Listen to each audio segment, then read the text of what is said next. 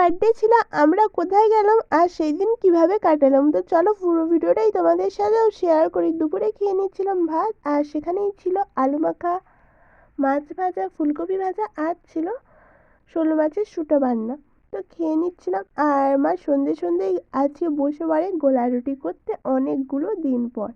আর গরম গরম খেতে কিন্তু বেশ ভালো লাগে গোলা রুটি। আর তারপর ফোন আসলো বেরিয়ে থাকতে হবে, তো বিকেল থেকেই দিদি বলে দিয়েছিল যে আজকে তো তোমাদের আসতে হবে।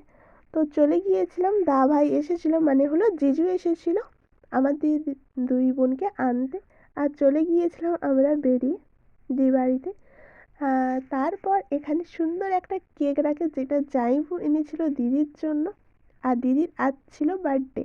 আর তার মানে কেকের সাইডে ছিল একটা গোলাপ ফুল, যেটা দিয়েছিল জিজু দিদিকে।